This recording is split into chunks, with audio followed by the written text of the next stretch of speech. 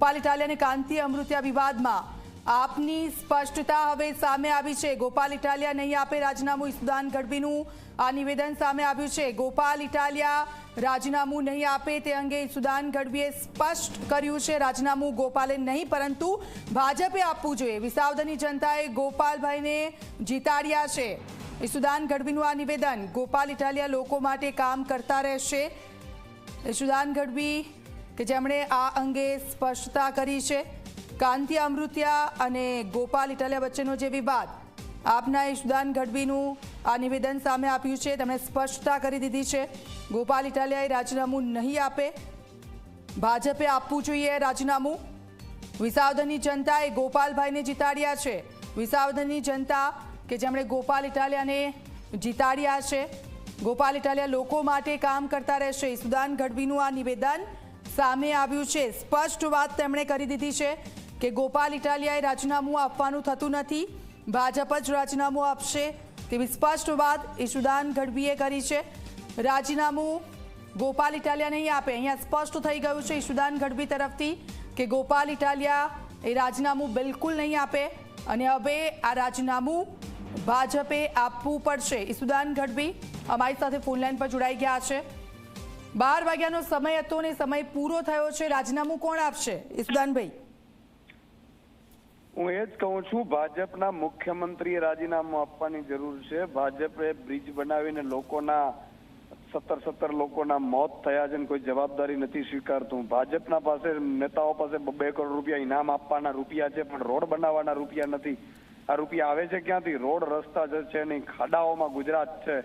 આખો લોકો છે એ પીડાઈ રહ્યા છે, ચારે બાજુથી મરી રહ્યા છે, ત્રાહિમામ પોકારી ગયા છે। નવયુવાનો પરેશાન છે, ખેડૂતો પરેશાન છે, મહિલાઓ પરેશાન છે, બેરોજગારો પરેશાન છે, અને આ લોકોને રાજીનામાનું સૂચે છે તો હું કહું છું 161 ને રાજીનામું આપો। ગોપાલ ઇટાલિયાને ગુજરાત વિસાવદરની જનતાએ જીતાડ્યા છે। વિસાવદરની જનતાની ગોપાલ ઇટાલિયા સેવા કરશે। ગોપાલ ઇટાલિયા શું કામ રાજીનામું આપે ભાઈ? રાજીનામું મોરબીની ચૂંટણીનો હતો તો મોરબી વાળા આપે। ગોપાલ ઇટાલિયા રાજીનામું આપવાના નથી, વિસાવદર જનતાની સેવા કરવા માટે ઉતર્યા છે અને વિસાવદરની જનતા એનામાં જ્યાં સુધી પ્રાણ છે ત્યાં સુધી એ વિસાવદરની જનતાની સેવા કરતા રહેશે। બિલકુલ, એટલે આ વાત સ્પષ્ટ છે કે ગોપાલ ઇટાલિયા રાજીનામું નહીં આપે। બિલકુલ, ગોપાલ ઇટાલિયાને રાજીનામું આપવાની જરૂર જ ક્યાં? તો ચેલેન્જનું શું? ચેલેન્જ ફેંકવામાં આવી હતી સામસામે અને આજે 12 વાગ્યા સુધીનો સમય પણ પૂરો થાય છે।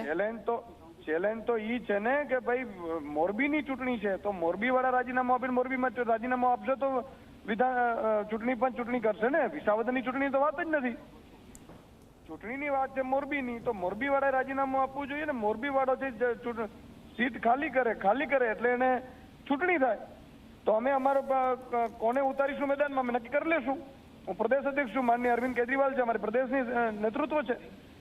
પણ ગોપાલ ઇટાલિયાને રાજીનામાની જે અફવા ફેલાવવામાં આવે છે એ ખોટી છે। ગુજરાતની જનતાને અને વિસાવદરની જનતાને હું કહું છું, ગોપાલ ઇટાલિયા મજબૂતાઈથી વિસાવદરની જનતાના કામે લાગી ગયા છે। અત્યારે ગામડે ફરી રહ્યા છે। ગોપાલ ઇટાલિયાની દરરોજની તમે કામગીરી જુઓ। અત્યારે વિસાવદરની જનતાને ક્યારે ધારાસભ્યના દર્શન નહોતા થયા, ઈ ગોપાલ ઇટાલિયા ચૂંટાયા પછી સતત ગામડાની વચ્ચે છે, લોકોની વચ્ચે છે અને સતત વિસાવદરની જનતાને ખાતરી આપું છું। બિલકુલ, આ બધાની વચ્ચે લલિતભાઈ કગથરાનું પણ એક નિવેદન સામે આવ્યું છે, કદાચ આપને ખબર હોય તો। ગુંડાગર્દીની બધી વાતો કરી છે તેમણે, એને કઈ રીતે જોઈ રહ્યા છો આપ? મારે એ બાબતે કોઈ ટિપ્પણી નથી કરવી। કોંગ્રેસ ખતમ થઈ ચૂકી છે, અમારી લડાઈ ભાજપની સામે છે। ભાજપને મુખ્યમંત્રી CR પાટીલને કહું છું, તમારા મતે કાં તો 161 ને રાજીનામા અપાવડાવો ને, આવો ચૂંટણી મેદાનમાં થઈ જાય દૂધનું દૂધ ને પાણીનો પાણી। લોકો તમને કેટલા ઈચ્છે છે ને કેટલા પ્રેમ કરે છે ખબર પડી જશે તમને।